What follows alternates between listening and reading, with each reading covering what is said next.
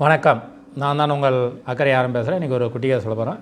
ஒரு கிராமப்புறத்தில் ஒரு வசதியானவங்க வந்தாங்க. அவங்க வீட்டுக்கு பக்கத்துலேயே ஒரு ஏழை பெண்மணி. அவருடைய கணவர் இல்லை. அவருக்கு 3 குழந்தைகள். அந்த 3 குழந்தைகளை ரொம்ப சிரமப்பட்டு வளர்த்துட்ருந்தாங்க. கூலி வேலை செஞ்சு வளர்த்துட்ருந்தாங்க. அவங்கக்கிட்ட அடிக்கடி பொருட்கள் இல்லாமல் போகும்.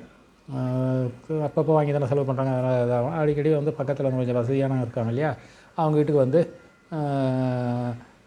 அம்மா கொஞ்சம் இப்போ காப்பி பொடி கொடுங்க அப்படின்னு கேட்பாங்க. உடனே காப்பி பொடிக்கு பதிலாக அந்த அம்மா காப்பி பொடி ஏன் கேட்குற, பாலுக்கு சர்க்கரைக்கெல்லாம் எங்கே போவா, இந்த காப்பியே எடுத்துக்கோன்ட்டு அவங்க வீட்டு குழந்தைங்களுக்கும் சேர்த்து காப்பி போட்டு கொடுத்து அனுப்புவாங்க. இப்படியே ஒவ்வொரு பொருளும், ஒரு பருப்பு கேட்டால் இப்போ சாம்பாரே வச்சு கொடுப்பாங்க, அரிசி கேட்டால் சாதமே வச்சு கொடுப்பாங்க. இப்படியே இருந்துகிட்டு இருந்தாங்க.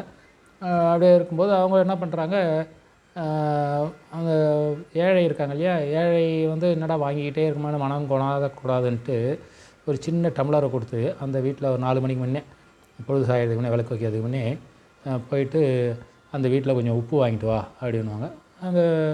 அங்கே இருக்கிற வீட்டில் இருக்கிற குழந்தைங்க போயிட்டு அந்த வீட்டில் வந்து உப்பு வாங்கிட்டு வரும்.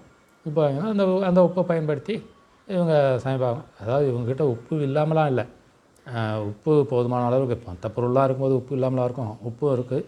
இருந்தாலும் அவங்க வந்து அந்த பெண்மணி ஒவ்வொரு தடையும் நான் அடுத்தவங்ககிட்ட வாங்கி பிழைக்க வேண்டியது இருக்குது இல்லையா, அது மாதிரி ஒரு தர்ம சங்கடத்துக்கு அவங்களுக்கு ஆளாகக்கூடாது. அவங்கக்கிட்ட இருந்து நம்ம ஏதோ ஒரு பொருளை வாங்கினோம், அவங்களும் நமக்கு கொடுத்தாங்க, நாமளும் அவங்களுக்கு கொடுத்தோம், அதனால் அவங்களுடைய மனத்தாழ்வு கொஞ்சம் சகஜமாகும். இல்லை, நானும் நம்மக்கிட்ட வந்து உப்பு வாங்கினாங்களேன்ற அதுக்காக தான் இப்படி பண்ணேன் அப்படின்ட்டு அந்த வீட்டில் இருக்கிறவங்கக்கிட்ட அந்த அம்மா சொல்லுவாங்க.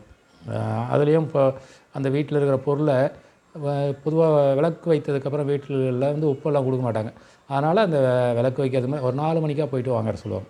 இதுதான் வாழ்க்கையில் வந்து மற்றவங்களுக்கு நம்ம உதவி செய்கிற நிலையில் இருந்தாலும், உதவி செய்கிறோன்றத பெருமிதமாக இது பண்ணிவிட்டு ஒரு சைடாக இல்லாமல் 2 பக்கமும் நம்ம அவங்களுக்கும் மனது நிறைவு இருக்கணுன்ற மாதிரி செய்யணுன்றது அந்த அம்மா புரிய வைக்கிறாங்க. இதனால் நம்ம எப்பயுமே ஏற்றத்தாழ்வோ யாரையுமே அலட்சியமாகவோ கேவலமாகவோ நினைக்கக்கூடாதுன்றதை அந்த கதையோட சுருக்கம். நன்றி, வணக்கம்.